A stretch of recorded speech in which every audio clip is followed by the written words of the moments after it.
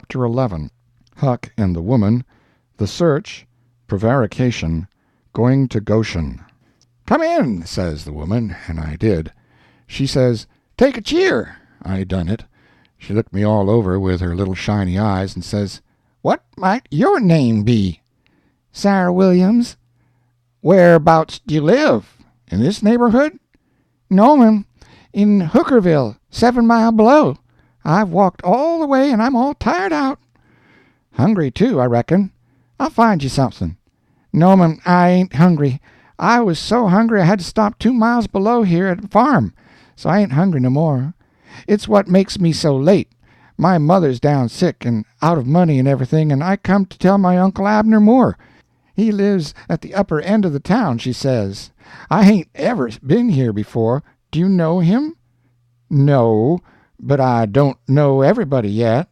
I haven't lived here quite 2 weeks. It's a considerable ways to the upper end of the town. You better stay here all night. Take off your bonnet." "No," I says, "I'll rest a while, I reckon, and go on. I ain't afeard of the dark." She said she wouldn't let me go by myself, but her husband would be in by and by, maybe in an hour and a half, and she'd send him along with me.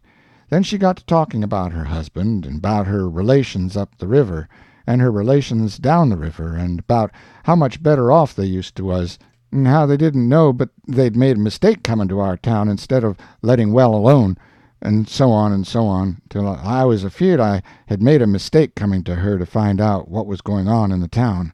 But by and by she dropped on to pap and the murder, and then I was pretty willing to let her clatter right along. She told about me and Tom Sawyer finding the $6,000, only she got it 10, and all about pap, and what a hard lot he was, and what a hard lot I was, and at last she got down to where I was murdered. I says, "Who done it? We've heard considerable about these goings-on down in Hookerville, but we don't know who 'twas that killed Huck Finn." "Well, I reckon there's a right smart chance of people here that'd like to know who killed him. Some think old Finn done it himself." "No, is that so?" "Most everybody thought it at first. You'll never know how nigh he come to getting lynched. But before night they changed around and judged it was done by a runaway nigger named Jim." "Why, he—" I stopped. I reckoned I better keep still. She run on, and never noticed I had put in at all. "The nigger run off the very night Huck Finn was killed, so there's a reward out for him, $300. And there's a reward out for old Finn, too, $200. You see, he come to town the morning after the murder and told about it, and was out with 'em on the ferry boat hunt, and right away after he up and left. Before night they wanted to lynch him, but he was gone, you see. Well, next day they found out the nigger was gone. They found out he hadn't been seen since 10 o'clock the night the murder was done. So then they put it on him, you see, and while they was full of it, next day back comes old Finn and went boo-hooing to Judge Thatcher to get money to hunt for the nigger all over Illinois with. The judge gave him some, and that evening he got drunk, and was around till after midnight with a couple of mighty hard-looking strangers, and then went off with them. Well, he ain't come back since, and they ain't looking for him back till this thing blows over a little, for people thinks now that he killed his boy and fixed things so folks would think robbers done it, and then he'd get Huck's money without having to bother a long time with a lawsuit. People do say he warn't any too good to do it. Oh, he's sly, I reckon. If he don't come back for a year he'll be all right. You can't prove anything on him, you know. Everything will be quieted down then, and he'll walk in Huck's money as easy as nothing." "Yes, I reckon so. Don't see nothing in the way of it. Has everybody quit thinking the nigger done it?" "Oh, no, not everybody. A good many thinks he done it, but they'll get the nigger pretty soon now, and maybe they can scare it out of him." "Why, are they after him yet?" "Well, you're innocent, ain't you? Does $300 lay around every day for people to pick up? Some folks think the nigger ain't far from here. I'm one of them, but I ain't talked it around. A few days ago I was talking with an old couple that lives next door in the log shanty, and they happened to say hardly anybody ever goes to that island over yonder that they call Jackson's Island. Don't anybody live there, says I. No, nobody, says they. I didn't say any more, but I done some thinking. I was pretty near certain I'd seen smoke over there about the head of the island a day or two before that, so I says to myself, like as not that nigger's hiding over there. Anyway, says I, it's worth the trouble to give the place a hunt. I ain't seen any smoke since, so I reckon maybe he's gone, if it was him. But husband's going over to see, him and another man. He was gone up the river, but he got back today, and I told him as soon as he got here 2 hours ago. I had got so uneasy I couldn't set still. I had to do something with my hands, so I took up a needle off the table and went to threading it. My hand shook, and I was making a bad job of it.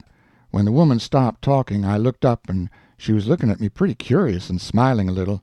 I put down the needle and thread and let on to be interested, and I was, too, and says, $300 is a power of money. I wish my mother could get it.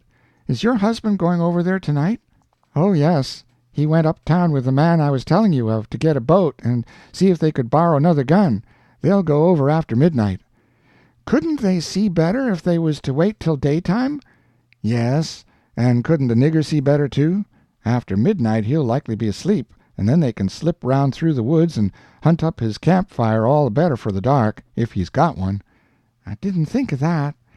The woman kept looking at me pretty curious, and I didn't feel a bit comfortable. Pretty soon she says, "What did you say your name was, honey?" Mary Williams." Somehow it didn't seem to me that I said it was Mary before, so I didn't look up. Seemed to me I said it was Sarah, so I felt sort of cornered and was afeard maybe I was looking it, too. I wished the woman would say something more. The longer she sat still, the uneasier I was. But now she says, "Honey, I thought you said it was Sarah when you first come in." "Oh, yes'm, I did. Sarah Mary Williams. Sarah's my first name. Some calls me Sarah, some calls me Mary." "Oh, that's the way of it?" "Yes'm." I was feeling better then, but I wished I was out of there anyway. I couldn't look up yet. Well, the woman fell to talking about how hard times was, and how poor they had to live, and how the rats was as free as if they owned the place, and so forth and so on, and then I got easy again. She was right about the rats. You'd see one stick his nose out of a hole in the corner every little while. She said she had to have things handy to throw at them when she was alone, or they wouldn't give her no peace. She showed me a bar of lead twisted up into a knot, and said she was a good shot with it generally, but she'd wrenched her arm a day or two ago and didn't know whether she could throw true now. But she watched for a chance and directly banged away at a rat, but she missed him wide and said, "Ouch!" it hurt her arm so. Then she told me to try for the next one. I wanted to be getting away before the old man got back, but of course I didn't let on. I got the thing, and the first rat that showed his nose I let drive, and if he'd a stayed where he was, he'd have been a tolerable sick rat. She said that was first rate, and she reckoned I would hive the next one. She went and got the lump of lead and fetched it back, and brought along a hank of yarn which she wanted me to help her with. I held up my two hands, and she put the hank over them, and went on talking about her and her husband's matters. But she broke off to say, "Keep your eye on the rats. You better have the lead in your lap handy." So she dropped the lump into my lap just at that moment, and I clapped my legs together on it, and she went on talking, but only about a minute.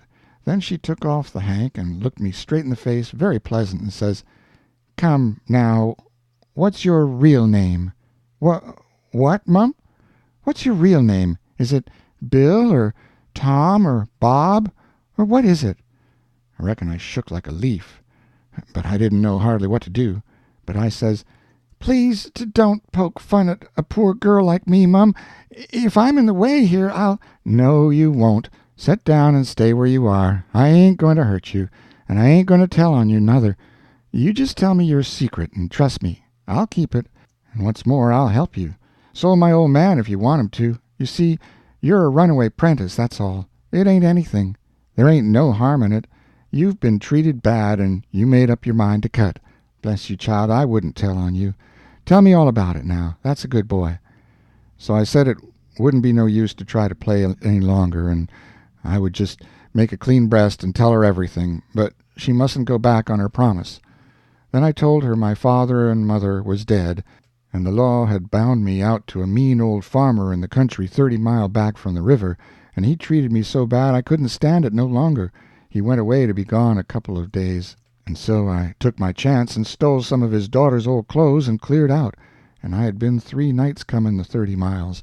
I traveled nights, and hid daytimes, and slept, and the bag of bread and meat I carried from home lasted me all the way, and I had a plenty.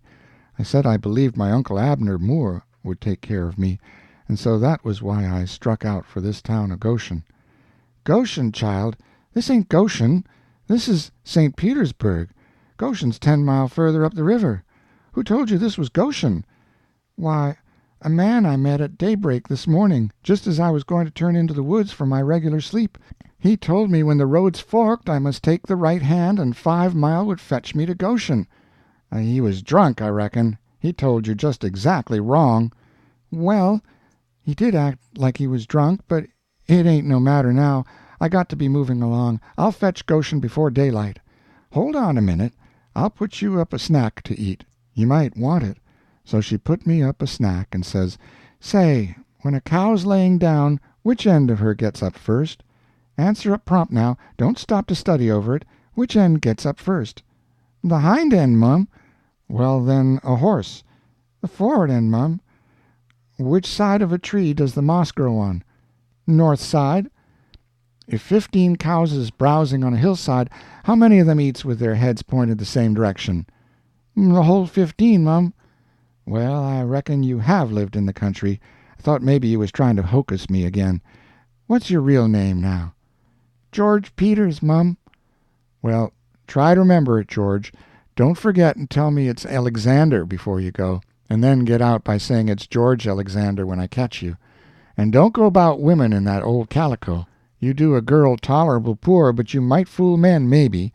Bless you, child, when you set out to thread a needle, don't hold the thread still and fetch the needle up to it. Hold the needle still and poke the thread at it. That's the way a woman most always does, but a man always does t'other way. And when you throw at a rat or anything, hit yourself up a tiptoe and fetch your hand up over your head as awkward as you can, and miss your rat about 6 or 7 foot. Throw stiff-armed from the shoulder like there was a pivot there for it to turn on like a girl, not from the wrist and elbow with your arm out to one side like a boy. And mind you, when a girl tries to catch anything in her lap, she throws her knees apart. She don't clap them together, the way you did when you catch the lump of lead. Why, I spotted you for a boy when you was threading the needle, and I contrived the other things just to make certain. Now, trot along to your uncle, Sarah Mary Williams George Alexander Peters, and if you get into trouble you send word to Mrs. Judith Loftus, which is me, and I'll do what I can to get you out of it. Keep the river road all the way, and next time you tramp, take shoes and socks with you. The river road's a rocky one, and your feet'll be in a condition when you get to Goshen, I reckon. I went up the bank about 50 yards, and then I doubled on my tracks and slipped back to where my canoe was, a good piece below the house. I jumped in and was off in a hurry. I went upstream far enough to make the head of the island, and then started across. I took off the sunbonnet, for I didn't want no blinders on then. When I was about the middle, I heard the clock begin to strike, so I stops and listens. The sound come faint over the water, but clear. 11. When I struck the head of the island, I never waited to blow, though I was most winded, but I shoved right into the timber where my old camp used to be, and started a good fire there on a high and dry spot. Then I jumped in the canoe and dug out for our place 1.5 miles below, as hard as I could go. I landed, and slopped through the timber and up the ridge and into the cavern. There Jim laid, sound asleep on the ground. I roused him out and says, "Get up and hump yourself, Jim. There ain't a minute to lose. They're after us." Jim never asked no questions. He never said a word, but the way he worked for the next half an hour showed about how he was scared. By that time everything we had in the world was on our raft, and she was ready to be shoved out from the willow cove where she was hid. We put out the camp fire at the cavern the first thing, and didn't show a candle outside after that. I took the canoe out from the shore a little piece, and took a look, but if there was a boat around I couldn't see it, for stars and shadows ain't good to see by. Then we got out the raft and slipped along down in the shade, past the foot of the island dead still, never saying a word. End of chapter 11.